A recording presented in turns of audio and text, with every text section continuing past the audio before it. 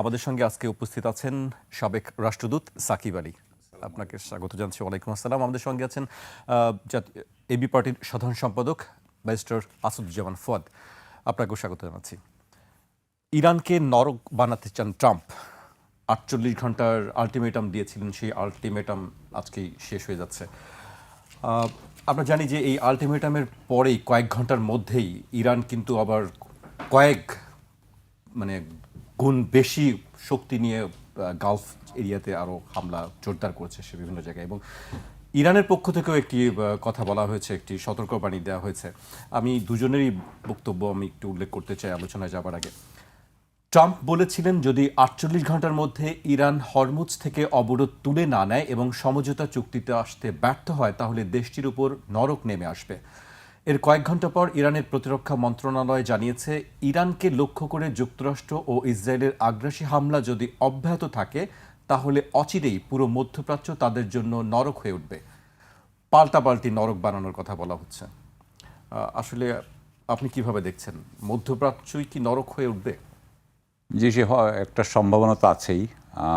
আমি যেটা বলবো সেটা হচ্ছে যে 48 ঘন্টা আমার মনে হয় যে আজকের থেকে প্রায় 5-6 দিন আগে, 10 দিন হয়ে 10 দিনের যে ইয়েটা ছিল, 10 দিনের একটা সীমা রেখে দিয়েছিল যে এই সময় শান্তি আলোচনা হচ্ছে, যেটা কিন্তু সবসময়ই ইরান প্রত্যাখ্যান করেছে। তারা যেটা বলতে চাচ্ছে যে কূটনৈতিক আসলে কোনো আলোচনা হয়নি, আলোচনা হতে পারে কি না বা আলোচনা হলে কিভাবে হবে এটা নিয়ে আপনার কথা আদান প্রদান হচ্ছে। এবং কথা আদান প্রদান হতে যে আপনি জানেন হয়তো বা কয়েকদিন আগে আপনার যিনি ইরানের প্রাক্তন পররাষ্ট্রমন্ত্রী ছিলেন কামাল খারাজি, উনি কিন্তু এটা নিয়ে কাজ করছিলেন, পাকিস্তানের সাথে বোধহয় এটা নিয়ে কাজ করছিলেন এবং ইরানের কর্তৃপক্ষের সাথে।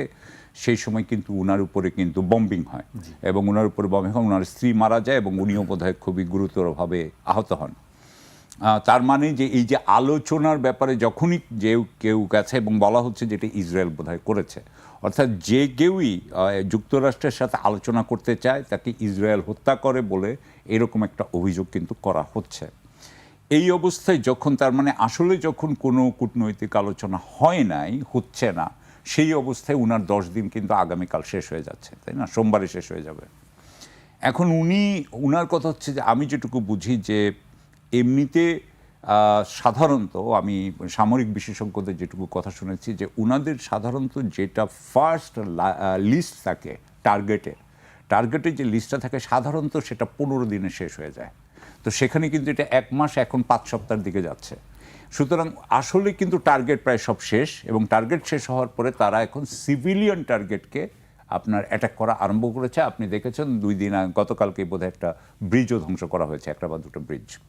এটা করে কোনো লাভ হয়নি, এটা কোনো মিলিটারি সিগনিফিকেন্স, মিলিটারি গুরুত্ব আছে বলে মনে হয় না, কিন্তু করা হয়েছে। এখন ব্যাপারটা হচ্ছে যে এই অবস্থায় যুক্তরাষ্ট্র যেহেতু তার টার্গেট শেষ, যুক্তরাষ্ট্র এখন ভাবছিল যে এই সময় সে যুদ্ধ বিজয় ঘোষণা করে চলে যাবে। বিজয় সে ঘোষণা করতে পারছে না, কারণ এখনও ইরান প্রতি আক্রমণ করে যাচ্ছে। যেহেতু সে করতে পারছে না, আপনি এটা অনেক পড়েছেন যে ওরা বলছে যে ট্রাম্প সেই যুদ্ধ থেকে বের হওয়ার, কোনো মতে বিজয় ঘোষণা করার একটা ছুতো খুঁজছে, একটা কোনো একটা কৌশল খুঁজছে। এখন কৌশলটা কি? ইরান বলছে পালাবার পথ খুঁজছে ট্রাম্প। এক্স্যাক্টলি। সে পালাবার পথ খুঁজছে। তো পালাবার পথ খুঁজতে যে সে বলছে যে একটা হচ্ছে যে এখনই যদি তারা হরমুজ প্রণালী ছেড়ে দেয় তাহলে সে চলে যাবে, তাহলে তার বিজয় হবে। কিন্তু ইরান তো তা করছে না। ইরান তো তার 15 দফার একটাও তো মানে নাই। সে তো এমনকি তার নিউক্লিয়ার নিয়েও কোনো এখনও নেগোসিয়েশন শুরু হয় নাই। সো এই অবস্থায় আমি মনে করি ট্রাম্প এখন এই হুমকিটা দিচ্ছে যে সে আগামীকাল যেই মুহূর্তে সেই আপনার টাইমের সময় সীমা পার হবে, যে সে আপনার ইরানকে প্রস্তর যুগে ফিরিয়ে দেবে, এত বম্বিং হবে। এই তো। কিন্তু আমার কথা হচ্ছে যে এই বম্বিং যদি হয়, এত বড় দেশ যেটা যুক্তরাষ্ট্রের 1/3 জায়গা, যুক্তরাষ্ট্রের 1/3 জনসংখ্যা, সেখানে কি এত বম্বিং করে কি তারা আসলেই কিছু করতে পারবে কিনা, এবং প্রস্তর যুগে ফিরিয়ে দেওয়ার পরে কি মিসাইল আক্রমণ বন্ধ হবে? ইরান বলেছে বন্ধ হবে না। ইরান বলছে ড্রোন আক্রমণ বন্ধ হবে না। তা আমার কথা হচ্ছে যে উনি যদি এটা করেনও, আমার মনে হয় তার ফলটা হবে যুদ্ধ বন্ধ হবে না, কিন্তু তার ফল হবে ইরান যেটা বলেছে সেটা হচ্ছে যে সে গালফ আরব কান্ট্রিজ এবং সাথে সাথে ইসরায়েলকে এমনভাবে তার আক্রমণ চলবে, এমনভাবে সে আগের থেকেও আমরা করেছে আক্রমণ করবে যে দুইটাই একটা ধ্বংসস্তূপে পরিণত হবে। এখন আমার কথা হচ্ছে যে আমরা যতটুকু জানি, এটুকু বলে আমি শেষ করব, ফুয়াদ বলবে যে ডোনাল্ড ট্রাম্প যেহেতু স্টক মার্কেট, ব্যবসায়ীদের স্বার্থ, এটা তার কাছে একটা অত্যন্ত বড় গুরুত্বপূর্ণ বিষয়। আমি আশা করি যে তার যারা আপনার স্টক মার্কেটের যারা তার বন্ধু বা তার গ্রুপের সদস্য, তারা তাকে বুঝাবে যে যদি গালফ কান্ট্রিজগুলো, অর্থাৎ এই গালফ কান্ট্রিজগুলো যদি একেবারে ধ্বংস হয়ে যায়, তাহলে কিন্তু আগামী 4-5 বছরে কিন্তু মানুষ পৃথিবীতে কেউ তেল পাবে না, গ্যাস পাবে না, প্লাস্টিক্স পাবে না, সালফার পাবে না, কিচ্ছু পাবে না, আগামী 4-5 বছর পাবে না। এইটাতে তখন কেউ চলতে পারবো আমরা? এটা হতে পারে? আমরা সবাই প্রস্তর যুগে ফেরত যাবো হয়তো। এইটুকু ভয়াবহ না? তো সেটা চিন্তা করে সে আশা করি করবে না। আমি এখন এইটুকু বলা। আপনার কাছে আমি আবারও আসবো, আমরা জানি না আসলে যে কি সামনে ঘটবে। আমি ব্যারিস্টার আসাদুজ্জামান ফুয়াদের কাছে আসতে চাই। এই যে পাল্টাপাল্টি হুমকি, যে আমি নরক বানাবো, সে বলছে আমি নরক বানাবো, আসলে কি, আপনি কি দেখছেন? মধ্যপ্রাচ্যের অবস্থা কেমন মনে হচ্ছে? ধন্যবাদ। 9/11-এর ঘটনার পরে আমার মনে আছে যে আমেরিকা তখন জেনারেল পারভেজ মোশাররফ সম্ভবত পাকিস্তানে দায়িত্বে, তো ওনাকে বলা হয়েছে যে উনি যেন ওয়ার অ্যান্ড টেররের এই যে যুদ্ধ চলছে এটাতে যেন জয়েন করে পাকিস্তান। তো মোশাররফ সাহেব খুবই রিলাক্টেন্ট ছিলেন এবং জয়েন করছিলেন না। তো একটা পর্যায়ে ডোনাল্ড রামসফেল্ড ওনাকে বলেছিল যে কেইভেজ বলছে যে যদি তুমি জয়েন না করো আগামী কয়েকদিনের ভিতরে তোমাকে গুহা যুগে ফেরত পাঠানো হবে আর কি। তা এখন প্রশ্ন হচ্ছে যে কে আসলে কোন যুগে ফিরে গেছে? অল্প দিনের ঘটনা তো আসলে, আমাদের হিউম্যান মাইন্ড যেহেতু গোল্ডফিশ মেমোরি ক্যারি করে, সেটা আসলে খুব বেশি দিন মনে রাখে না। তো দেখেন 2001-এর ঘটনা 25 বছর আগের ঘটনা, আমাদের একদম ইয়াং ছাত্র জীবনে দেখা ঘটনাগুলো, যে রামসফেল্ড, ওলফম্যান, আপনার কন্ডোলিজা রাইস, এরপরে ডিক চেনি, বুশ, এই যে টোটাল গ্যাং, মানে ultra conservative fur right gang যেটা ওয়াশিংটনে আমরা দেখেছি, এই যুদ্ধগুলো করে ইরাকে অ্যাটাক করলো, আফগানিস্তানে অ্যাটাক করলো, ঘটনা ঘটেছে আফগানিস্তানে। টনি ব্লেয়ার আপনার আমেরিকাতে গিয়ে বুশকে আগে বুঝাইলো যে এটা একটা ভালো উসিলা পাওয়া গেছে, আগে আমরা সাদ্দামকে ডিল করি। দেখবেন যে ঘটনা ঘটছে, বলা হচ্ছে যে 9/11-এর সব লোকজন হচ্ছে আল কায়েদার লোক, এরা সব আফগানিস্তান বেস, কিন্তু যুদ্ধটা কিন্তু শুরু করেছে ইরাকে 2-এ, তারপরে 3-এ গিয়ে হচ্ছে কাবুলে অ্যাটাক করেছে। তাহলে আসলে, এবং একটা কথা প্রায় বলা হয়, যে দেশে মিনারেলস নাই, যে দেশে খুবই গুরুত্বপূর্ণ রেয়ার আর্থ ম্যাটেরিয়ালস নাই, তেল নাই, গ্যাস নাই, সেসব দেশে দেখবেন সন্ত্রাসী পাওয়া যায় না। তাহলে এমসিকিউর প্রশ্ন হচ্ছে যে আমেরিকার টেক্সট বুকগুলোতে, পেন্টাগানে, যে সন্ত্রাসী কোথায় পাওয়া যায়, আল কায়েদা কোথায় পাওয়া যাবে, তালেবান কোথায় পাওয়া যাবে, আইসিস কোথায় পাওয়া যাবে, বোকো আল হারাম কোথায় পাওয়া যাবে, এই যে যত টেররিস্ট অর্গানাইজেশন আছে, হিজবুল্লাহ দেখবেন সব পাওয়া যাবে হচ্ছে যেখানে তেল আসে, গ্যাস আছে, অকটেন আছে, পেট্রোল আছে, গোল্ডের খনি আছে, ডায়মন্ডের পাহাড় আছে, সেখানেই শুধুমাত্র আল কায়েদাদেরকে পাওয়া যায়। দেখবেন যে অন্য কোনো গরিব দেশে যার কিচ্ছু নাই, সেখানে দেখবেন কিচ্ছু পাওয়া যায় না। পৃথিবীতে টেরোরিজমের হটবেড যদি ধরেন, India one of the countries. পৃথিবীতে যদি আপনি জেনুইন একটা রাষ্ট্র গত 7 দশক ধরে ন্যূনতম 7 থেকে 9টা ফ্রন্টে মিলিটারিলি যুদ্ধ করতেছে ইন্ডিয়া, 7 সিস্টার্স থেকে শুরু করে মধ্য ভারতে, কাশ্মীরে, আপনার ওয়েস্টে, পাঞ্জাবের কোনায়, প্রত্যেকটা জায়গা যদি হিসাব করেন, মিলিটারিলি সবচেয়ে one of the violent terrorist countries হচ্ছে ইন্ডিয়া। কখনো শুনেছেন ইন্ডিয়াতে সন্ত্রাসবাদ মাথাচাড়া দিয়ে উঠেছে? ইন্ডিয়ান ডোমেস্টিক পলিটিক্সে আছে মুসলমানদেরকে সন্ত্রাসবাদে যুক্ত করা, তারপর এই যে বিভিন্ন লটা তারা করেছে, এবং হাজার হাজার মুসলমান কিন্তু মিসিং ওখানে, কাশ্মীর থেকে ধরে এনে উত্তরপ্রদেশে জেলে আটকায় রাখছে, গুম করে রাখছে, নাই কেন? তাহলে এই যে মানে স্টোন এই যে পাঠায় দিব, কেইভে যে পাঠায় দিব, এই রেটরিকগুলো ওয়েস্টার্ন ওয়ার্ল্ড থেকে গত 25 বছর শুধু না, তার বহু বছর আগ থেকে আমরা শুনতেছি। একসময় কোরিয়ানদেরকে বলতো স্টোন এই যে পাঠায় দিব, ভিয়েতনামিজদেরকে বলতো, তখনকার আমেরিকান লিডাররা বলতো এরকম, চাইনিজদেরকে হুমকি দিত, দিয়ে এমন অবস্থা হয়েছে যে মনে করতেছে যে ডিল করতে পারবে না। এই জন্য দেখেন সে কোনো যুদ্ধ কিন্তু জেতে না, কিন্তু সে প্রত্যেকটা যুদ্ধে এমন একটা এক্সকিউজ নিয়ে বের হয়ে আসে অ্যাজ ইফ সে যুদ্ধে জিতে গেছে। দ্বিতীয় বিশ্বযুদ্ধের পরে পশ্চিমা অ্যালাইরা নেটো কোনো যুদ্ধে যেতে নাই এখন পর্যন্ত, প্রত্যেকটা ইনভেশনে সে পরাজিত হয়েছে। কিন্তু আপনি দেখবেন তার মানে সে এমন একটা এক্সপোজার নিয়ে বের হয়ে আসে অ্যাজ ইফ সাডেনলি সে জিতে গেছে। এই যে কাবুল থেকে রাতের বেলা পালায়া চলে গেছে, আপনি দেখেন কোনো কোনো কথাবার্তা আছে, কোনো লজ্জা শরম আছে যে আমি একটা যুদ্ধে হারলাম?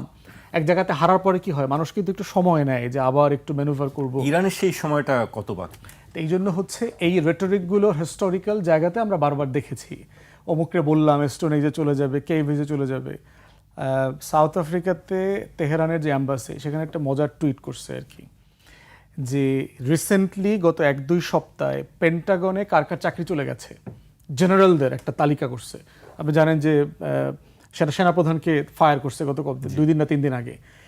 এই 2-3 সপ্তাহে যে সকল সেনা অফিসার, তারপরে আর্ম ফোর্সের সিনিয়র ম্যানেজমেন্টের অফিসার পেন্টাগনে এইরকম জেনারেলদের একটা তালিকা দিয়ে ওখানে ইরানের ওখানে অ্যাম্বাসি থেকে টুইট করেছে, the real regime has changed in Washington. সে বলতেছে না রেজিম চেঞ্জ করবে। ইরানে তো আসলে কোনো রেজিম চেঞ্জ হয়নি। আপনি অনেকগুলো মানুষকে মেরেছেন, মারা যাওয়ার পরে কি রেজিম চেঞ্জ হয়ে গেছে? কোনো প্রতিষ্ঠান কি ডেডলক হয়ে গেছে যে আয়াতুল্লাহর অফিস এখন আর ফাংশনাল না, আপনার আইআরজিসির অফিস ফাংশনাল না, মিলিটারি অথবা আর্ম ফোর্সেস ফাংশনাল না, পুলিশ ফাংশনাল না, স্কুল ফাংশনাল না? কোনো প্রতিষ্ঠান কি ফাংশনাল না? এরকম কোনো প্রতিষ্ঠান আছে? হয়নি তো। বরং ইরান 1979 সালের পরে ইরানের জনগোষ্ঠী এই লেভেলে ইউনাইটেড কখনো হয়নি। আপনার প্রচণ্ড এই আয়াতুল্লাহ এবং এই থিও ডেমোক্রেসির অ্যাগেনস্টে কিন্তু ওখানে বিশাল একটা জনগোষ্ঠী আছে। হুজুরদেরকে পছন্দ করে না, মোল্লাদেরকে পছন্দ করে না, কিন্তু এই যুদ্ধের পরে তারাও বোরখা ছাড়া, হিজাব ছাড়া, খালি মাথায় তেহরানের রাস্তায় প্রতিবাদ করতে বের হয়ে গেছে। এবং তারা একসাথে বলছে, আমি এই অ্যাডমিনিস্ট্রেশনকে পছন্দ করি না, কিন্তু তার অপছন্দের মাধ্যমে সরায়া দেওয়ার দায়িত্ব আমার, ওয়াশিংটনের না। আমি এই যুদ্ধের সাথে একমত না, আমি ইরানের হয়ে ফাইট করব। তাহলে আলটিমেটলি কে কাকে স্টোন এজে পাঠাচ্ছে? আপনি যদি ক্ষতির মাত্রা দেখেন, পুরো ক্ষতির জায়গাতে হচ্ছে পশ্চিমা শক্তিগুলো, পশ্চিমাদের ইকোনমি। কারণ ইরান অলরেডি একটা চ্যালেঞ্জিং ইকোনমিতে আছে বহু বছর থেকে। ইরানের মুদ্রার মান কিন্তু আমাদের থেকেও খারাপ, এটার অর্থনীতির অবস্থা কিন্তু খুবই দুর্বল, যদিও জিডিপির সাইজ আমাদের থেকে অনেক বড়, কারণ তার যে রিজার্ভ আছে huge, one of the wealthiest countries in the world. Yet তার অর্থনীতির এই দুরবস্থার সাথে সে কিন্তু খাপ খাওয়ায় অ্যাডজাস্ট করে একটা লাইফস্টাইল ডেভেলপ করেছে। পশ্চিমারা কিন্তু এই লাইফস্টাইলের সাথে অভ্যস্ত না। এর মধ্যে মধ্যে দেখেন যে ইরান কীরকম ডিপ্লোম্যাটিক খেলা খেলছে। বলছে না জ্বালানি যে ক্ষেত্রগুলোতে অ্যাটাক করবে, ইরান কি বলছে, গালফের প্রত্যেকটা জ্বালানি সেন্টার ঘুরায়া দেওয়া হবে, সবাইকে সতর্ক করে দেওয়া হয়েছে। দিলে পেট্রোডলার ইকোনমি ক্ষতি হবে কার? ধরটি কিন্তু করেই যাচ্ছে। হ্যাঁ, বসে করে ইরান করেই যাচ্ছে। তাহলে স্টোন এই যে কারেক্টলি যেটা সাকিব ভাই বলেছে, যে কে ফিরে যাওয়ার প্ল্যান করছে? পেট্রোডলার ইকোনমি যখন কলাপস করবে, ডলারের উপর ডিপেন্ডেন্সি যখন ভেঙে যাবে। কালকে পড়লাম আপনার এই যে 1 to 5 ক্যাটাগরি করে হরমুজ থেকে যারা পার হচ্ছে ওদের কাছ থেকে আপনার বিটকয়েনে টাকা নিচ্ছে ইরান, প্রতি লিটারে $1 করে নিচ্ছে, প্রতি লিটারে $1 করে নিচ্ছে। মানে ইরান তার হিস্ট্রিতে এত পরিমাণ টাকা প্রফিট করে না অনেক দিন, সে এখন যে পরিমাণ টাকা নিচ্ছে। বিটকয়েনে ফোন করে মাইনিং, জানেন যে মাইনিংয়ে কোড নাম্বার আছে, ফোন করে তুমি কত ডলার দিবা, তোমার পেমেন্ট এত ডলার, মাইনিং করে কোড দিয়ে বিভিন্ন দেশ থেকে সে ডলারে এক্সচেঞ্জ করে আবার টাকা দেশে নিয়ে আসতেছে মুহূর্তের ভিতরে। তাহলে পেট্রোডলার ইকোনমির যে চুক্তি 73-74 সালে হয়েছে গালফের সাথে পশ্চিমের, আমেরিকার পার্টিকুলারলি, সেই অর্থনীতি তো ধসে যাচ্ছে। সেই অর্থনীতি ধসে গেলে ডলার ইকোনমিও কলাপস করবে। আমেরিকার অস্ত্র কি সারা দুনিয়াতে? 2টা অস্ত্র তার যে সুপার পাওয়ারশিপ চলছে, একটা হচ্ছে তার ডলার ইকোনমি, তার এই কাগজ বেচে, ফেক কাগজ দিয়ে সারা দুনিয়াতে মাস্তানি করে, আর দ্বিতীয়ত হলো অস্ত্র ব্যবসা। দুইটাই F-35কে তারা তো পূজা করতো। এই জিনিস মানে এটার মানে আমি তো সায়েন্স অত ভালো বুঝি না, এটার এন্টি রাডার সিস্টেম তার ইনগ্রেইন করা আছে যে তাকে রাডার সিস্টেম ধরতে পারে না। কিন্তু ইরানিয়ানরা দেখেন তাকে আউট স্মার্ট করে ফেলেছে।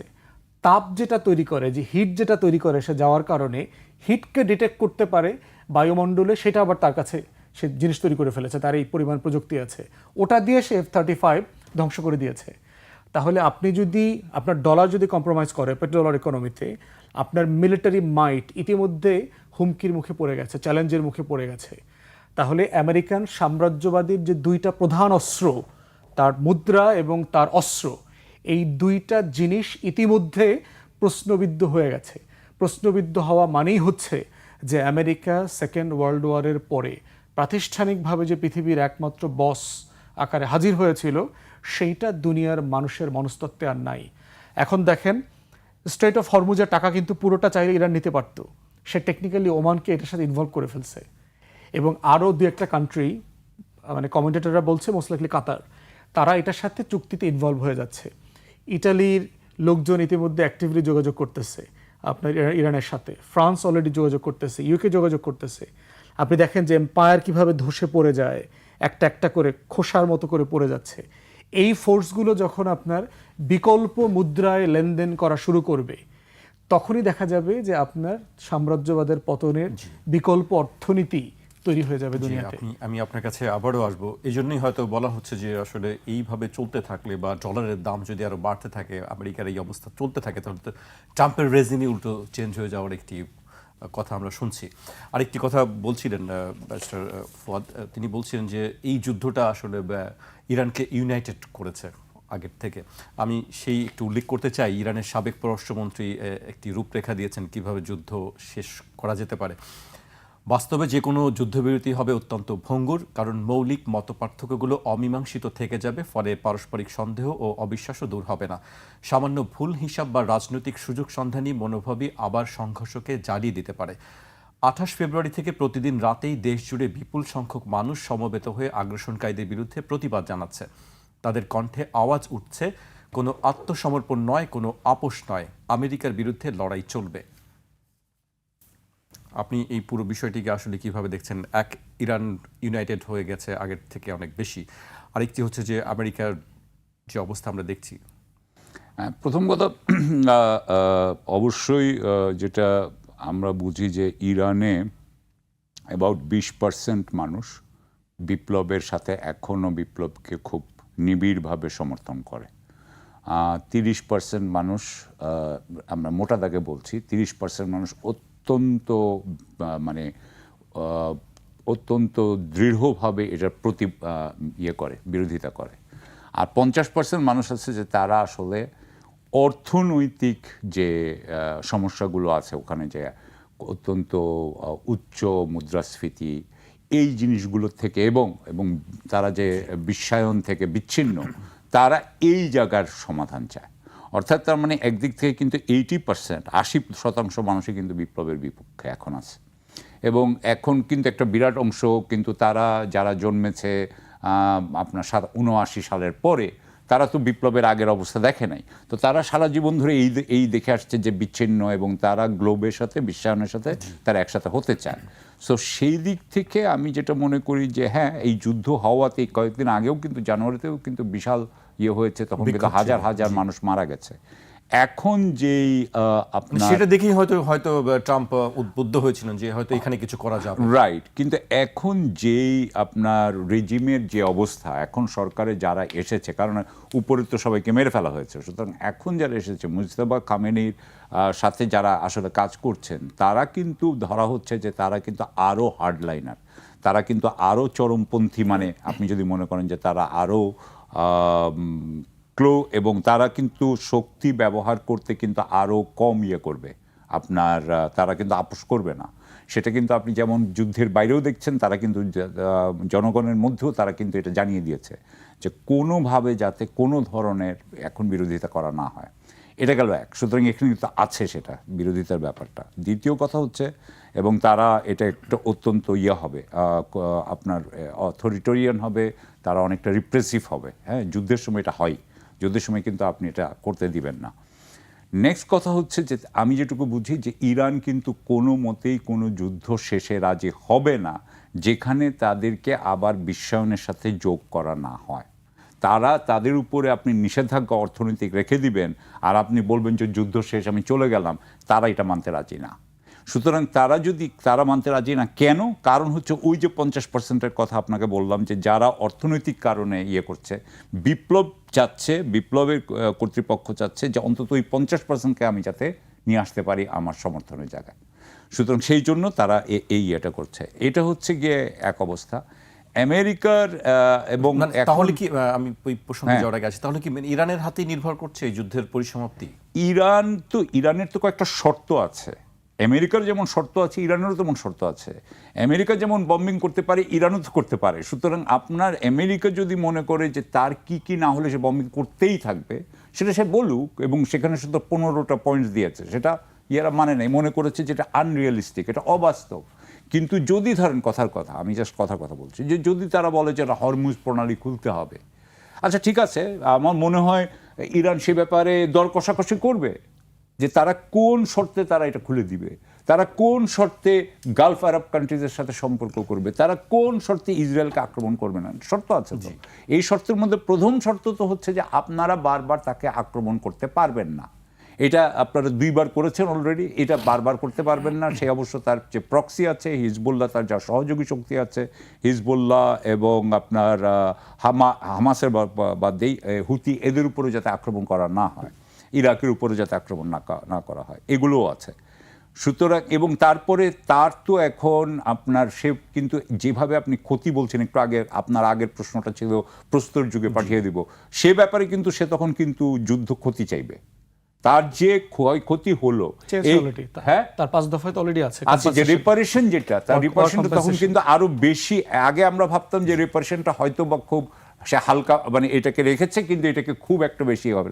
এখন যদি এটা হয় তাহলে রিপারেশনও চাইতে পারে সে। সুতরাং আপনাকে যদি হরমুজ প্রণালী খুলতে হয় তাহলে কিন্তু অনেক কিছুই তার মানতে হবে বলে আমি মনে করি।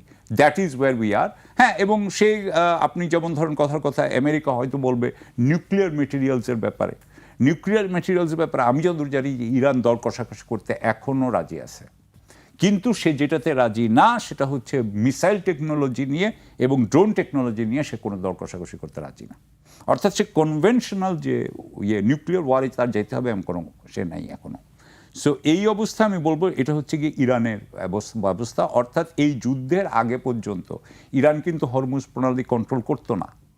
তখন কিন্তু সে হরমুজ প্রণালী থেকে কোনো টাকা পেত না। এখন সে প্রতি জাহাজে যেইগুলো, সে তো 3 রকম সিস্টেম করেছে, যে এক ধরনের জাহাজে সে $2 মিলিয়ন করে নিচ্ছে। ফুয়াদ বললেন যে ওইটা ক্রিপ্টোকারেন্সি, কেউ বলে চাইনিজ ইউয়ানে করতে পেমেন্ট। সো এইভাবে উনি নানান যে মানে ডলার ছাড়া, ডলার কোনো পেমেন্ট ইরান নিচ্ছে না। সো এরা আগে যে অবস্থা ছিল, আগে সে তার আপনার তেল বিক্রি করতে পারতো না সে ভালো দামে, এখন সে তেল বিক্রি করতে পারছে, তার তো ওটার উপর থেকে নিষেধাজ্ঞা উঠে গেছে, সে এখন তার তেলের দাম অনেক বেড়ে গেছে, তার ইনকাম অনেক বেশি ভালো হচ্ছে, সে এখন অনেক ভালো অবস্থায়। That's what. ইরান তো চাইবে না যুদ্ধ বন্ধ করতে। ইরান যুদ্ধ না, ইরানে এখন বম্বিং হচ্ছে সেটা ইরান চায় না, কিন্তু ইরান ওই হরমুজ প্রণালী থেকে একটা টাকা নেওয়ার, তার একটা ইনকামের এবং তার উপরে যাতে নিষেধাজ্ঞা ভয় না দেখিয়ে থাকে, তাকে বন্ধ করা যাবে না, তাকে এমন আমি আপনাকে এইটুকু বলতে পারি যে এই যুদ্ধের আগে ইরানের অবস্থা, অর্থনৈতিক অবস্থা অনেক খারাপ ছিল, এখনই তার অর্থনৈতিক অবস্থা অনেক ভালো, এবং যদি সে ভালো না থাকে তাহলে সে যুদ্ধ শেষ করবে না। অর্থাৎ তার অবস্থা এখন ভালো হবেই। এখন তো বলা হচ্ছে কি, এখন বলা হচ্ছে আপনার যে পৃথিবীতে আগে ছিল 3টা পরাশক্তি, তাই না? যুক্তরাষ্ট্র, চীন এবং রাশিয়া। এখন বলা হচ্ছে 4র্থ পরাশক্তি হচ্ছে ইরান। কারণ ইরান 20% তেল যেখান দিয়ে যায় সেটা সে কন্ট্রোল করে। 20% পৃথিবীর 20%, এবং ওই দিক থেকে যদি আপনি হুতিদেরকে ধরেন তাহলে বাবল মান দেবে আরো 10%। তাহলে যেই লোক যেই দেশ 30% তেলের পরিবহন কন্ট্রোল করে, নিয়ন্ত্রণ করে, তাকে আপনি একটা পরাশক্তি বলবেন না? এবং জ্বালানির সাথে সাথে অ্যামোনিয়া এবং অন্যান্য জিনিসও আছে, হিলিয়াম এন্ড অল দ্যাট, ওই যে কনডেন্সার যা আছে সবকিছু আছে। তো তাহলে আপনি তাকে একটা পরাশক্তি বলবেন, সে একটা পরাশক্তি হয়ে গেছে। এখন পর্যন্ত সে একটা পরাশক্তি হয়ে গেছে এখন। So that is wire Iran is. এখানে হচ্ছে ইরানের অবস্থা। আর আমেরিকার অবস্থা তো অত্যন্ত খারাপ। আমেরিকার ডলারের দাম বাড়ুক আর যেটাই হোক, আমেরিকা আসলে যেটা দেখা গেল যে আমেরিকার আসলে এটা যেটা বলা হচ্ছিল যে তার শিল্প ক্ষমতাই আর নাই যে সে আসলে যুদ্ধ করতে পারে। সে যদি এইভাবে হয় আমেরিকার অবস্থা তো আরেক যে ইয়েতে যাচ্ছে, এবং সেটার খারাপ কি আমরা আরেকবার কথা বলতে পারি। জি, যে আসাদুজ্জামান ফুয়াদের কাছে আসতে চাই। আমরা আমেরিকা নিয়ে কথা বলছিলাম, কিন্তু ইসরায়েলের অবস্থাও আমরা যতটুকু জানি, বিভিন্ন প্রতিবেদন দেখছি, সেখানে অবস্থা খুব ভালো না। তারাও রাস্তায় নামছে, তারা খুব দ্রুত চাচ্ছে যে এই যুদ্ধটা বন্ধ করা হোক। আমি একটু প্রতিবেদনের কিছু অংশ উল্লেখ করতে চাই। ইরানে মার্কিন ইসরায়েলি আগ্রাসন শুরু হওয়ার পর জীবনযাত্রার ব্যয় বেড়েছে ইসরায়েলিদের, ক্রমেই বাড়ছে মূল্যস্ফীতি, জ্বালানির মূল্য, খাবারের দাম, পরিবহন খরচ সবই বেড়েছে। সঙ্গে বিঘ্ন ঘটছে বাণিজ্যে। ইরানি ক্ষেপণাস্ত্র হামলা থেকে বাঁচতে ইসরায়েলিদের দিন রাতের অধিকাংশ সময় থাকতে হচ্ছে বাংকারে, যা তাদের উৎপাদন কমিয়ে ভোগ বাড়িয়ে দিয়েছে। উৎপাদন ব্যাহত হওয়া ও কাজ করতে না পারায় কমে যাচ্ছে ইসরায়েলিদের আয়, এর বিপরীতে বাড়ছে জীবনযাত্রার ব্যয়। এছাড়া যুদ্ধ চালাতে গিয়ে প্রতি সপ্তাহে ইসরায়েলের $300 কোটি বেশি খরচ হচ্ছে। আরেকটি প্রতিবেদন, টিআরটি ওয়ার্ল্ডের এক প্রতিবেদনে জানা যায়, গাজা সংঘাত ও অভ্যন্তরীণ অস্থিরতার মাঝে 2023-24 সালে প্রায় 1 লাখ ইসরায়েলি দেশ ত্যাগ করেছে। তেল আবিব বিশ্ববিদ্যালয়ের একটি গবেষণা থেকে এ তথ্য পাওয়া গেছে। অথচ ইসরায়েলের মোট নাগরিকের সংখ্যা মাত্র 1 কোটি। এদের মধ্যে আবার অনেকে অন্য দেশে থাকেন। ইসরায়েল সম্পর্কে আপনার বক্তব্য জানতে চাই। আপনি যখন বলছিলেন তখন আমার আহমদ সাফার কথা মনে পড়লো আর কি। আহমদ সাফা তার লেখাতে 72 থেকে 75-এর সময়ের ওই সময়টা নিয়ে লিখছে আর কি, যে আওয়ামী লীগ যখন ওঠে তখন সে নিজ দায়িত্বে একা একা ওঠে, আর বামপন্থীদের বুদ্ধিতে যখন সে ডোবে তখন সে পুরোটা মিলায় ডোবে আর কি। আপনি দেখবেন এই যে শেখ মুজিবকে দিয়ে বাকশাল করাইলো কিন্তু বামপন্থীরা, সিপিবি। 75-এ কিন্তু সবাই ডুবছে। এই সিপিবি আবার জিয়াউর রহমানের উপরে ভর করছিল, তারও অ্যাডভাইজার হয়েছে। খালকাটা খনন কর্মসূচি টসূচি দিল কিন্তু সিপিবির বামপন্থীদের আইডিয়া, চায়না থেকে বিভিন্ন বাম আইডিয়া থেকে নিয়েছে। এবারও দেখেন হাসিনা যে ডুবছে, ইনু মেনন টেনন সহ সব মিলে ডুবছে।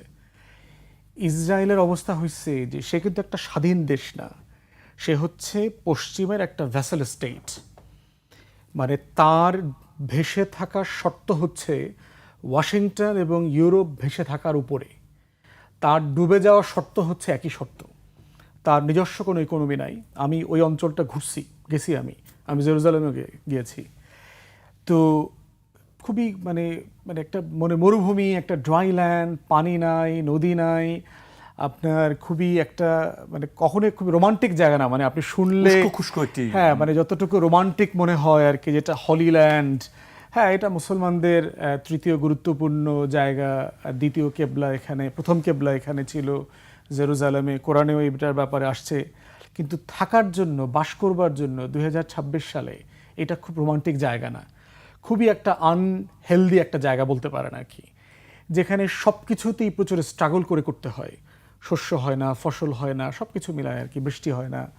তো এরকম একটা জায়গা, এবং অভিশপ্ত জায়গাও আছে আর কি। আপনার যে কওমে লুত আলাইহিস সালামের কওমকে যেটাকে আমরা এখন ডেড সি বলি, যে পুরো অঞ্চলটাকে নিয়ে আপনার উল্টে দিয়েছিল ফেরেশতারা, সেই কওমে লুতের যে জায়গাটা ডেড সি, এই সব কিছু মিলায় এই জায়গাটাকে তারা থাকার জন্য বেছে নিয়েছে কেন? কিছু মিথ্যা ডক্ট্রিনাল জায়গা থেকে।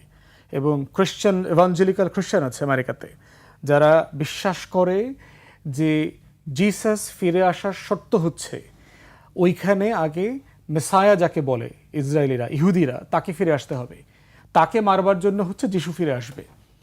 এই কারণে দেখবেন আমেরিকাতে একটা বিশাল সাপোর্ট বেজ আছে খ্রিস্টান নেটওয়ার্কের মধ্যে, যারা চায় ইসরায়েল রাষ্ট্র এক্সপিডাইট করুক। এটা বেঁচে থাকার শর্ত হচ্ছে তাদের আবার রিলিজিয়াস শর্ত। এই জন্য দেখবেন যে ট্রাম্পের ওখানে দেখছেন কিনা যে সব ধর্মীয় পাদ্রীরা গিয়ে, যে দেখেছি, আমরা একটু আলোচনা করছিলাম, সেটা ট্রাম্পের ধর্মযুদ্ধ, সব ধর্মযাজকরা ওখানে গিয়ে তার মাথায় কাঁধে হাত বুলায় দিচ্ছে। এখন ট্রাম্প যদি নবী হয়, এই নবীর জন্য ভেবেছিলাম যে এটা ফেক বোধহয় বা এআই দিয়ে করা, পরে জেনুইন। হ্যাঁ, তো ট্রাম্পকে নবী, সে নিজেকে নবী দাবি করতেছে, মেসায়ার মতো দাবি করে, বাইবেল হাতে নিয়ে তাকে আমেরিকাকে আবার গ্রেট অ্যাগেন করবার যে সেভিয়ার, মানে মানে মুক্তিদূত, তার জন্য আবার দোয়া করা লাগতেছে। বেচারা কি ভণ্ড নবীর অবস্থায় আছে চিন্তা করেন, যে নিজের দোয়া নিজে করতে পারতেছে না। তো এই জন্য আমি বোধ করতেছি ইসরায়েলের নিজ শক্তিতে বেঁচে থাকার কোনো সামর্থ্য, ম্যাটেরিয়ালস ওই ভূখণ্ডে তার নাই। চারপাশে 350 মিলিয়ন মুসলিম, 35 কোটির উপরে মুসলমান আছে ওইখানে, এবং সে একটা হস্টাইল টেরিটরিতে থাকে। দখল করা জমি, ল্যান্ড অর্থনীতিকে সাপোর্ট করে না। আমরা পশ্চিমে দেখেছি, সাকিব ভাই জানবেন, সে পশ্চিমের প্রত্যেকটা দেশের ইকোনমির সাথে তার ইকোনমিকে ট্যাগ করে ফেলছে। যেমন সে ওখানে খুবই হাই এক্সপেন্সে একটা বেগুন প্রডিউস করবে, যেই বেগুনটা বাংলাদেশের অথবা মেডিটেরিয়ান ল্যান্ডে যদি প্রডিউস করে অনেক কম হবে, সেটা ইটালি থেকে না নিয়ে ইসরায়েল থেকে আনবে। এবং আলাদা ইসরায়েলি আপনার মানে আছে, শেলফ আছে, ইসরায়েল থেকে আসা প্রোডাক্টের শেলফ। পরিকল্পিতভাবে তার ইকোনমিকে এভাবে বাঁচিয়ে রাখা হয়েছে। তার ইউনিভার্সিটির ছেলেমেয়েদেরকে হাজারে হাজারে স্কলারশিপ দিয়ে ইউরোপ আমেরিকার বড় ইউনিভার্সিটিগুলোতে নেওয়া হচ্ছে, হাইটেক জব দেওয়া হচ্ছে, ট্রেন করে আনা হচ্ছে। তাহলে এইরকম একটা অতি ডিপেন্ডেন্ট ইকোনমি আপনার স্ট্যান্ড অ্যালোন সার্ভাইভ করতে পারবে না। এই জন্য ইসরায়েল রাষ্ট্র সার্ভাইভ করবার নিজস্ব কোনো যৌক্তিকতা কারণে কোনো কারণ নাই আর কি। এটা হচ্ছে ওই যে ভারত রাষ্ট্রের মতো আর কি, দেখবেন যে ভারত সার্ভাইভ করার মতো কোনো দেশ না। এ ব্যাপারে কিন্তু আপনার 40s প্রচুর আলোচনা হচ্ছিল ব্রিটিশদের সাথে, যে রাষ্ট্র তোমরা চাচ্ছ নেহেরু এবং কংগ্রেসের সাথে, এই রাষ্ট্র সার্ভাইভ করবে না। এখানকার যে কাস্ট সিস্টেম আছে, এখানে ধর্মীয় যে বিভেদ আছে, এই বিভেদের কারণে ভারত রাষ্ট্র সার্ভাইভ করবে না। তো এই বাস্তবতায় আমি বোধ করছি যে ইসরায়েলটা অটোমেটিকলি আপনার ইউরোপ এবং আমেরিকার সাথে ধসে পড়ে যাবে। তার একসময় বস ছিল হচ্ছে লন্ডন এবং ব্রাসেলস, ইউরোপ ছিল, এখন তার বস পরিবর্তন হয়ে আটলান্টিকের ওই পারে চলে গেছে। এবং এই পুরো প্রকল্পকে টিকিয়ে রাখবার জন্য যে ফেক ইকোনমি দরকার ছিল, এইটা ওয়াশিংটনের জায়গা থেকে আস্তে আস্তে ট্রান্সপারেন্ট হয়ে যাচ্ছে। আপনি শ্যাডো থেকে এই দেশ আর বাঁচায় রাখতে পারবেন না। আমেরিকাতে কংগ্রেসের আইন পর্যন্ত আছে, ইসরায়েলের অর্থনীতি, ডিফেন্স, মিলিটারি, হাবি জাবি, এটা বাঁচায় রাখাটা আমেরিকার দায়িত্ব, এই মর্মে আইন আছে। যেভাবে শেখ মুজিবের প্রত্যেক পরিবারের সদস্যদেরকে বাঁচায় রাখার জন্য আমাদের উপর একটা আইন চাপায় দিয়েছে না, যে আমার ট্যাক্স পেয়ারদের টাকায় একটা ফ্যাসিস্ট ফ্যামিলিকে আমি বাঁচায় রাখবো। ঠিক এক্স্যাক্টলি ওইরকম একটা রিয়েলিটি এখানে এক্সিস্ট করতেছে, যে ইসরায়েল রাষ্ট্রকে বাঁচায় রাখার দায়িত্ব হচ্ছে আমেরিকান ট্যাক্স পেয়ারদের। এবার আপনি মানি ফ্লো দেখেন, গত এই গাজার যুদ্ধের সময় বিলিয়নস অফ ডলার তাকে সাহায্য নিতে হয়েছে আমেরিকা থেকে, এবং এটা এই আকারে যায় যেটা কংগ্রেসে পর্যন্ত আলোচনা হয় না। আপনি জানবেন যে সাকিব ভাই জানবেন যে কংগ্রেসে যে কোনো দেশে এইড দেওয়ার জন্য কিন্তু আপনার সিনেট কমিটি আছে, কমিটিতে ওখানে অ্যাপ্রুভাল লাগে। শুধু ইসরায়েলের ক্ষেত্রে এই এইড নিয়ে ক্রস পার্টি কনসেনসাস আছে, কোনো আলোচনা করবার দরকার নাই। যখনই প্রয়োজন মনে করা হবে প্রেসিডেন্ট আপনার এক্সিকিউটিভ অর্ডার দিয়ে টাকাটা পাঠায় দিবে। তো এইভাবে ভিক্ষা দিয়ে, এবং আমেরিকার টাকার সোর্স কোথায়? কাগজ তো এগুলো, এই যে ডলার পাঠাচ্ছে ইসরায়েলে, এই ডলারটা কোথায়? এটা তো এক্সিস্ট করে না। তার এই ডলারের এগেনস্টে তার 40 ট্রিলিয়ন ডেট, তার জিডিপির 100%। আমেরিকার জিডিপির 100% হচ্ছে ডেট। তাহলে এইরকম একটা ডেট বেজ ইকোনমি কাগজ ছাপায় আর একটা দেশকে বাঁচায় রাখবে, মানে এটা অবস্থাটা এমন হয়েছে যে আপনি এত মুমূর্ষ, আপনার শরীরে রক্ত নাই, তারপরও আপনি রক্ত দান করছেন আর একজনকে, যেটা আপনি আইনগতভাবে বাধ্য ওই রক্তটা দিতে। এইরকম একটা অর্থনীতির জালে হচ্ছে এখন পশ্চিমারা ফেসে গেছে, এবং এই ফেসে যাওয়াটা বেশি দিন সার্ভাইভ করবে না। ইউরোপ আমেরিকাতে জুইশদেরকে পারসিকিউট করার কিন্তু 1000 বছরের ইতিহাস আছে। তারা যে পরিমাণ মেরেছে, তাদেরকে হত্যা করেছে, জেনোসাইড করেছে, জাহাজ ভর্তি করে ইহুদিদেরকে আটলান্টিকে ভাসায় দিছে, ডুবায় দিছে। এই ঘটনাটা আবার ফিরে আসবে, কারণ ইহুদি বিদ্বেষ, যেটাকে সোকল অ্যান্টিসেমিটিজম বলছে, জেনুইনলি বাড়তেছে সমাজের ভিতরে। তারা যে ব্যাড ইনফ্লুয়েন্স করতেছে, যেটা গত শতাব্দীতে 1930s 20s জার্মানিতে তারা যে দুষ্টামিগুলো করতো, ঋণ, সুদ, ব্যাংকিং ইন্ডাস্ট্রির মাধ্যমে, মানে ঘরে ঘরে জার্মানির এসালম তৈরি করেছিল। প্রত্যেকটা ইন্ডাস্ট্রি ওই জুইশ ব্যাংকারদের কাছে জিম্মি হয়ে গিয়েছিল, ক্ষোভ দানা বেঁধে গিয়েছিল, যেটাকে হিটলার অ্যাবিউজ করছে একটা ফ্যাসিস্ট জায়গা থেকে চিন্তা করে। তো এই জন্য এই যে অর্থনীতির যে বাস্তবতা দেখছেন না, মানে শুধু তো আপনি বলছেন যে পালাচ্ছে, ইসরায়েল ইতিমধ্যে বার করে দিয়েছে কোনো ডাক্তার, নার্স, টিচার তারা কেউ দেশ ছেড়ে যেতে পারবে না। ইতিমধ্যে ইউরোপের দেশগুলোতে হাজার হাজার অ্যাপ্লিকেশন পড়েছে। এনএইচএসে দেখলাম আপনার ইংল্যান্ডে যে হাজার হাজার ডক্টর, নার্স ইসরায়েল থেকে অ্যাপ্লাই করেছে এখানে চাকরির জন্য, এবং ইসরায়েল এম্বার্গো দিয়ে দিয়েছে, তারা দেশ ছাড়তে পারবে না। তাহলে আপনি চিন্তা করে দেখেন, এই পরিমাণ লোক, এবং ইসরায়েলের অলমোস্ট সবাই ডুয়েল সিটিজেন, তারা ইউরোপের কোনো না কোনো দেশের নাগরিক। তো সেই জায়গাতে যদি এই পেশাজীবীরা দেশ ছেড়ে চলে যায়, তাহলে আপনার দেশ কলাপস করবে তো আর কি। তো সেখানে এই বাস্তবতাটা আরও দিনে দিনে আরও বেশি প্রকট হবে, এটা আরও বেশি মানে পরিষ্কার দেখা যাবে আর কি। জি, আমি আপনার কাছে আবার আসবো। আমি সেটাই আমরা আসলে প্রতিবেদনেই দেখছিলাম যে এটি ইসরায়েলের ভেতর থেকে তেল আবিব বিশ্ববিদ্যালয়ের একটি প্রতিবেদন আসলে যে ইসরায়েল কি পরিমাণে দেশ ছাড়ছে সেটি আমরা আলোচনায় দেখছিলাম। আপনার কাছে কি মনে হয় আসলে? না, যেমন ধরেন এই যুদ্ধ যখন শুরু হয় তখন কিন্তু ইসরায়েল 3 লক্ষ সোলজারকে কল করছিল, রিজার্ভিস্টদেরকে কল করেছিল। সেই সময় কিন্তু 2 লাখ এসেছে, 1 লাখ আসে নাই। তার মানে আপনি ওখানে কিন্তু প্রায় সব ওখানে মিলিটারি ইনিশিয়াল প্ল্যান ছিল 4 লাখ কল করবে, 4 লাখ কল পরে নেতানিয়াহু 1 লাখ তারপরে কমাইছে। 1 লাখ কম এসছে। সো তারা কোথায়? তারা কি দেশের বাইরে অলরেডি চলে গেছে, নাকি তারা দেশের মধ্যে থেকেই তারা যাচ্ছে না? এবং এরপরে এখন তো লেবাননে কিন্তু যুদ্ধটা কিন্তু অনেক বেশি বিস্তারিত হয়ে গেছে এবং এইবার হিজবুল্লাহ যেরকমভাবে আপনার ওদেরকে অ্যাটাক করছে। শনিবারও বিক্ষোভ হয়েছে ইসরায়েলে, তারা যে কোনো ভাবে হোক এই যুদ্ধ বন্ধ করার জন্য চাপ দিচ্ছে নেতানিয়াহুকে। কিন্তু আবার উল্টো ইরানিরা আবার যুদ্ধ চাচ্ছে যে আমরা ফাইট করে যাব শেষ পর্যন্ত। ইরানিরা, আমরা তো আসলে আমরা তো আর সবাইকে দেখছি না, আমরা একটা ছোট ছোট অংশকে দেখছি। হ্যাঁ, কিন্তু বিষয়টা হচ্ছে যে যখন এই যুদ্ধটা শুরু হয় তখন কিন্তু 93%, 93% ইসরায়েলিরা এটাকে সাপোর্ট করছিল। ওখানে কিন্তু এমনভাবে আপনার যেই মিডিয়া গণমাধ্যম যেটা, সেখানে কিন্তু মিলিটারি সেন্সর আছে, ওদের মিলিটারি সেন্সররা কিন্তু সেন্সরশিপ করতে পারে, কিন্তু তারা নিজেরাই নিজেদেরকে এমনভাবে সেন্সরশিপ করছে যে গত যে 2023 থেকে গাজাতে যে আক্রমণ হচ্ছে সেটার বিরুদ্ধে কোনো ধরনের প্রতিবাদ কিন্তু করা হয় নাই।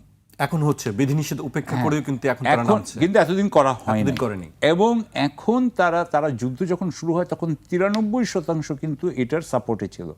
এখন বলা হচ্ছে যে এটা এখন 78% নেমে এসছে, হয়তো আরো তাড়াতাড়ি নেমে যাবে, অন্যরা হয়তো চলে যাচ্ছে। নিষেধাজ্ঞা দেওয়া আছে কিন্তু এটার উপর। হ্যাঁ, এইসবের উপরে নিষেধাজ্ঞা দেওয়া আছে। এবং আমি মনে করি, এবং এটার কারণটা হচ্ছে যেহেতু যুদ্ধ এখন তাদের পক্ষে যাচ্ছে না, তারা প্রত্যেক দিন রাত্রেবেলা বোধহয় 10 বার করে আপনার হয় সাইরেন বাজতে থাকে, 10টা 12টা ইয়েতে আপনার স্ট্রিমে অথবা এক একটা প্রবাহে আপনার মিসাইল অ্যাটাক হয়। এখন কিন্তু ওদের ইন্টারসেপ্টারও আর কাজ নাই, ওদের ইন্টারসেপ্টার শেষ। সুতরাং তারা কিন্তু এগুলাকে আর থামায়ও না, সেগুলো পড়তে দেয়, খরচের মানে করতে পারতেছে না, খরচ নাই, মানে দে ক্যানট, তাদের এয়ার ডিফেন্সে ওটা যদি উপর থেকে নিয়ে না হয় তাহলে $300 কোটি উপরে বেশি তারা কিন্তু এবার $271 বিলিয়ন তাদের বাজেট করেছে তারা। আপনি মনে করেন না যে তারা তো অ্যাকচুয়ালি ফার্স্ট ওয়ার্ল্ডের মতো তাদের ইনকাম, যে কারণ অনেকগুলো কারণ বললো এবং সেটা আরো ব্যাখ্যা করা যায়। কিন্তু বিষয়টা হচ্ছে যে ইসরায়েলের, এবং আরেকটা জিনিস হচ্ছে যে তাদের যে একমাত্র একটা এয়ারপোর্ট, সেই এয়ারপোর্টও কিন্তু বন্ধ করে দিয়েছিল ওরা। বেন গুরিয়ন এয়ারপোর্টও মোটামুটি বন্ধ, একটা মাঝে মধ্যে 1-2টা ফ্লাইট যাচ্ছে, আজকে বন্ধ আছে, এই মুহূর্তে বন্ধ আছে, এই মুহূর্তেও বন্ধ আছে। সুতরাং তাদের উপরে কিন্তু প্রচণ্ড মানসিক চাপ চলছে। এই মানসিক চাপের ফলে তারা যে দেশ ত্যাগ করছে এবং তারা যে দেশের, এবং আমি মনে করছি, আমি যেটা বলতে চাচ্ছিলাম যে যুদ্ধটা যদি আসলে এতটা তাদের উপর আক্রমণ কিন্তু এর আগে কখনো হয় নাই ইসরায়েল, তাহলে যদি আক্রমণটা না হতো তাহলে কিন্তু তারা খুব মজা নিচ্ছিল। এবং তারা যে এত হত্যা করছে সেখানে আপনি দেখেছেন নিশ্চয়ই যে বাচ্চাদের, মানে মেয়েদের কথাবার্তা, যে ইসরায়েলিরা কিন্তু বলছে, মানে তারা কিন্তু প্যালেস্টিনিয়ানদেরকে মানুষ বলে বা আরবদেরকে মানুষ বলে গণ্য করে না, তাদের কথাবার্তা সেরকম হয় মনে হয়। সুতরাং তারা এখন যেহেতু যুদ্ধটা তাদের নিয়ন্ত্রণের বাইরে চলে গেছে, যেহেতু তাদের উপর আক্রমণ করা হচ্ছে, যেহেতু উত্তর ইসরায়েলে কেউ থাকতে পারছে না কারণ হিজবুল্লাহর আক্রমণের জন্য, হিজবুল্লাহর মিসাইল ক্ষেপণাস্ত্রের আক্রমণের জন্য, সুতরাং তারা এখন দেশ থেকে পালাতে চাচ্ছে। তার মানে কি সবাই পালিয়ে যাবে? না, তারা সবাই পালাবে না। এবং তাদের মধ্যে তো গরিব ইহুদি আছে, বড়লোক ইহুদি আছে। বড়লোক ইহুদিরা পালাবে, গরিব ইহুদিরা থাকবে। মিজরাহি আছে, ওখানকার মিডল ইস্টার্ন ইসরায়েল, তাদেরকেও কিন্তু একেবারে তাদেরই আরব ব্রাদারদেরকে ঘৃণা করানো শেখানো হয়েছে। সো এটা হচ্ছে কি ইসরায়েল অবস্থা, এটা একটা ঘৃণার উপরে বেঁচে আছে এরকম একটা সমাজ, যে সমাজকেও ফুয়াদ বললেন যে এটা ডিপেন্ডেন্ট, অথবা এটাকে এক ধরনের ইয়েও বলা যায়, এটা প্যারাসিটিকও বলা যায়, যে এটার উপরে ইয়ে করে, এটার উপর থেকে নেয়। কিন্তু সেটার জন্য একটা জিনিস মনে রাখতে হবে যে ইসরায়েলের সবচেয়ে বড় অ্যাসেট আমি মনে করি হচ্ছে যে এই যে ওয়েস্টার্ন ওয়ার্ল্ড, সেই ওয়েস্টার্ন ওয়ার্ল্ডের কিন্তু অনেক ট্রান্স ক্যাপিটালিস্ট আছে। ট্রান্স ক্যাপিটালিস্ট যারা কিন্তু পৃথিবীর আসলে মেইন পাওয়ার, যারা ট্রান্স ক্যাপিটালিস্ট, এরাই কিন্তু ইসরায়েলকে সবচাইতে বড় শক্তিটা দেয়। হ্যাঁ, যে সেটা ল্যারি অ্যালিসন ধরেন বা সেটা আপনি মিরিয়াম এডলম্যান ধরেন, সেটা আমরা অনেকের নামও আমরা জানি না। হ্যাঁ, সুতরাং সেই হিসাবে আমি বলবো যে ওই আর একটা শক্তি রয়ে গেছে, যে শক্তিটা কিন্তু এখনও আছে। তবে হ্যাঁ, যেভাবে যদি রাজনৈতিক সমর্থন ইসরায়েলের উপর থেকে চলে যায়, তাহলে হয়তোবা এই বিলিয়নিয়ারদের ক্ষমতাও আস্তে আস্তে কমে আসবে বলে মনে করা হয়। তবে আমি মনে করি যে it will take a long time. এটা কিন্তু একদিনে হবে না, এটা অনেক সময়ের ব্যাপার বলে আমার মনে হয়। জি, এবার একটু অন্যদিকে আসতে চাই। আমরা জানি যে পাকিস্তানে জ্বালানি সংকট চলছে, সেখানে বিক্ষোভ হয়েছে এবং সেই বিক্ষোভের পরিপ্রেক্ষিতেই শাহবাজ শরীফ ঘোষণা দিয়েছেন যে পাকিস্তানে অন্তত 1 মাস গণপরিবহনে ফ্রি যাতায়াত করা যাবে, কোনো ইয়ে লাগবে না। তা আমাদের আজকেও দেখলাম অর্থমন্ত্রী এই বিষয় নিয়ে কথা বলেছেন যে জ্বালানি সংকট সামনে, এটা কি প্রভাব পড়তে পারে। আপনার কাছে কি মনে হয়, আমাদের প্রস্তুতি আসলে কেমন? ইকোনমিস্টে দেখলাম আপনার, তারা যে এনার্জি ক্রাইসিসের যে ম্যাপটা করেছে, কোন কোন দেশগুলো এই যুদ্ধে সবচেয়ে বেশি ক্ষতিগ্রস্ত হবে, যারা যুদ্ধের অংশীদার না। সেখানে আপনার দেখলাম যে পাকিস্তান প্রায় টপে 1, 2, 3-এর মধ্যে আছে। পাকিস্তান, জর্ডান, সোমালিয়া, এই রকম দেশগুলো। বাংলাদেশের র্যাঙ্ক দেখলাম সম্ভবত 8, অষ্টম সম্ভাবনাময় ক্ষতির ঝুঁকির মধ্যে পড়বে। এবং এটার অনেকগুলো যুদ্ধের অনেকগুলো দিক আছে। একটা তো হচ্ছে জ্বালানির দিক, যে আমরা যেহেতু আমাদের কোনো জ্বালানি ডিপ্লোম্যাসি নাই, রেমিটেন্সের বিষয় আছে। আমাদের জ্বালানিকে সিকিউর করবার জন্য কোনো লং টার্ম দীর্ঘমেয়াদী পরিকল্পনা নাই, Reserve নিজস্ব জায়গা থেকে জ্বালানি উৎপাদন করবার জন্য আমরা চেষ্টা করি নাই। আমরা সমুদ্র বিজয় করেছি বলে অনেক মিছিল করেছি, কিন্তু সেই সমুদ্রের 42টা না 46টা ব্লক থেকে তেল গ্যাস আহরণ করবার জন্য যে চেষ্টা করা, বাপেক্সকে যে স্ট্রেনথেন করা, সেটা আমরা কখনো করি নাই। তাহলে সব মিলায়ে ইম্পোর্ট পলিসি, এক্সপোর্টের জায়গা থেকে বিবেচনা না করা, দ্বিতীয়ত হচ্ছে যে নিজস্ব ক্যাপাসিটি না বাড়ানো, এটা একটা বড় ঝুঁকি এবং এটা ইতিমধ্যে আমরা ফেস করতেছি। দ্বিতীয়ত হচ্ছে গভর্নেন্সের প্রবলেম আছে সিরিয়াস। যতটা না ঘাটতি, যেমন ধরুন অকটেনের কোনো ঘাটতি নাই, ডিজেলের ঘাটতি, হ্যাঁ পেট্রোলিয়ামের ঘাটতি নাই। ডিজেল মোটা দাগে এটার ক্রাইসিসটা শুরু হবে সেচ মৌসুমে, আরও মাসখানেক পরে টরে, যখন আপনার ইরিটা উঠে যাবে, নতুন চাষের প্রশ্ন আসবে। এই জায়গাটাতেই আমরা এখনো গভর্নেন্স ফেল করেছি, সরকার এই গভর্নেন্স দিতে পারে নাই। এইটা একটা সিরিয়াস ঝুঁকির জায়গা। দ্বিতীয়ত হচ্ছে এইটা যখন আমরা ডিল করতে পারছি না, তখন ইতিমধ্যে রেমিটেন্সের উপরে প্রেশার বাড়বে। যদিও ঈদের আগের এই মাসে আমাদের অনেক টাকা আসছে, কারণ নর্মালি ঈদের সময় আমাদের টাকা একটু বেশি আসে সব সময়তেই। আর দ্বিতীয়ত হচ্ছে যে আপনার অনেকেই টাকাটা জমিয়ে রেখেছিল, ধরেন 2 মাস পরে বাড়িতে যাবে, 3 মাস পরে বাড়িতে যাবে, তারপরে হচ্ছে একটা জিনিস কিনবে, ঘর বানাবে। এই জমানো টাকাগুলো যুদ্ধের কারণে এখানে রাখতে পারবে কি পারবে না, চলে আসতে হয় কি না, অনেকেই বাড়িতে পাঠিয়ে দিয়েছে। আমাকেও যেমন অনেকে প্রবাসী বলেছে যে আমার একটা জিনিস কেনার জন্য আমি টাকা জমিয়েছিলাম, আমি টাকাটা এখনই পাঠিয়ে দিছি, কারণ আমাদেরকে এখান থেকে যখন তখন তারাই দিতে পারে, সিস্টেম না একদম কাটি বস্তা গোল করে একবারে ফ্লাইটে উঠাই দিবে আর কি। তো সে কারণে ভালো টাকা এসছে, কিন্তু এর মানে এটা না যে আমার রেমিটেন্স ফ্লোটা ভালো থাকবে। মধ্যপ্রাচ্যে কিন্তু অনেকের চাকরি চলে যাচ্ছে। আমাদের প্রবাসী যারা যাওয়ার কথা ছিলেন, তাদের অনেকের ফ্লাইট ক্যান্সেল হচ্ছে, কোম্পানিগুলো হোল্ড করে রেখেছে একটু পরে আসার জন্য। যারা আছেন তাদের ওয়ার্ক পারমিট বাতিল হওয়ার সম্ভাবনা তৈরি হয়েছে। আপাতত হয়তো ছুটিতে আছে, বেতন ছাড়া, অল্প বেতনে। জায়গায় ছুটি বাড়ানো হয়েছে, এরপরে কি হবে, ভিসার মেয়াদ বাড়ানো হয়েছে। তো সেই জায়গার ঝুঁকিটা তৈরি হয়েছে। একটা হচ্ছে রেমিটেন্স, দ্বিতীয়ত প্রবাসী কর্মী না যাওয়া, যারা আছেন তারা ফিরে আসা, এগুলোর কিন্তু সোশ্যাল ইকোনমিক ইম্প্যাক্ট আছে সমাজে। এই টোটাল বিষয়টা সরকার আসলে খুব সিরিয়াসলি ভাবছে কিনা অথবা ভাবতে পারছে কিনা, তেমনটা আমার এখনো মনে হয়নি। এর কাউন্টার কনসিকোয়েন্স হচ্ছে যে এইরকম একটা রিয়েলিটিতে আপনি যখন জুন জুলাইতে বাজেট করবেন, সেই বাজেটের আগে যে ওয়েলফেয়ার প্রোগ্রামগুলো হাতে নিয়েছে সরকার, কৃষককে ঋণ মৌকুফ করে দেয়া, ইমাম মুয়াজ্জিনদেরকে ভাতা দেয়া, তারপরে হচ্ছে ফ্যামিলি কার্ড দেয়া, যেটা কোনোটাই কিন্তু আপনার পার্লামেন্টে উঠানো হয়নি। এগুলো কিন্তু সিরিয়াস কনসিকুয়েন্স, লিগাল কনসিকুয়েন্স আছে। ফাইন্যান্স বিলে আপনি হাত দিচ্ছেন, ফাইন্যান্স বিলে হাত দেওয়ার আগে আপনার পার্লামেন্টের কনসালটেশন দরকার ছিল, বলা হচ্ছে পাইলটিং করছে, কিন্তু যে লেভেলে আপনি এটা মানে মানে ইয়ে করেছেন, ইমপ্লিমেন্ট করেছেন, এটা পাইলটিংয়ের ডেফিনেশনে পড়ে না। সব জেলায় অ্যাট এ টাইম সব জায়গাতে ডিস্ট্রিবিউট করাটা পাইলটিংয়ের ডেফিনেশনে পড়ে না। তো এই লেভেলের ওয়েলফেয়ার প্রোগ্রামের কমিটমেন্ট নিয়ে সরকারে আসছে, কিন্তু আপনি সব জায়গাতে খরচ সংকুচিত করছেন। এইটা কিন্তু পরস্পর সাংঘর্ষিক ইকোনমিক পলিসি। এরপর হচ্ছে বাংলাদেশ ব্যাংকে যাকে এই যে অন্ধ প্রতিবন্ধী লোক যাদেরকে নিয়ে বসাইছেন, এই লোককে দিয়ে আপনি আলটিমেটলি বাংলাদেশ ব্যাংক চালাতে পারবেন না। ইতিমধ্যে এই যে 2,500 কোটি টাকা ঈদের আগে যে ব্যবসায়ীদেরকে দেওয়া হয়েছে দান সদকা করে, এবং এইবারই আমার ছোটবেলা থেকে বহু বছর পরে ঈদের আগে কোনো আন্দোলন সংগ্রাম দেখি নাই। আপনার মনে থাকার কথা যে এমন কোনো সোনার বাংলায় কোনো ঈদ দেখি নাই যে গার্মেন্টস শ্রমিকরা রাস্তায় নামে নাই, ঈদের বেতন, বোনাস, ছাঁটাই টাটাই এগুলো নিয়ে কোনো শ্রমিক নেতারা আন্দোলন করে নাই। এরকম কোনো জিনিস কিন্তু আমার মনে পড়ে না। কেন হয়েছে? ওই যে 2,500 কোটি টাকার বরকত, এই বরকতের কারণে যেটা হচ্ছে সবাইকে কেনাবেচা করে ফেলা হয়েছে।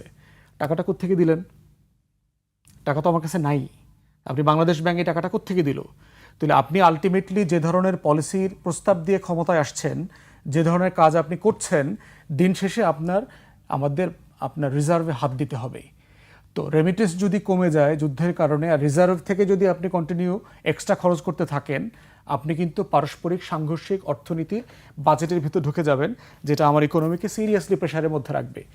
এই প্রেশার হ্যান্ডেল করার মতো ক্যাপাসিটিওয়ালা পলিটিক্যাল লিডারশিপ আমি এখন দেখতে পাচ্ছি না, স্যাডলি। তো এগুলো নিয়ে বিতর্ক হওয়া দরকার, কিন্তু সংসদে মনে হয় জুলাই সনদের বাইরে আর তেমন কোনো সিরিয়াস আলোচনা, এখন বোধহয় পর্যালোচনা এগুলো আমরা দেখতে পাচ্ছি না। সামনের দিনগুলোতে নিশ্চয়ই বিরোধী দলেরও ফেলিয়ার আছে এখানে, শুধু সরকারি দলের না, বিরোধী দলেরও সিরিয়াস ফেলিয়ার আছে, এগুলো তারা ডিল করতে পারছে না। জি, নিশ্চয়ই আমরা সামনের দিনগুলোতে এই বিষয়গুলো নিয়ে আলোচনা আমরা আরো দেখতে পাবো নিশ্চয়ই, এবং এখান থেকে একটি সমাধান আমরা পাবো। আমাকে শেষ করতে হচ্ছে আজকে। আপনাদেরকে অনেক ধন্যবাদ আমাদেরকে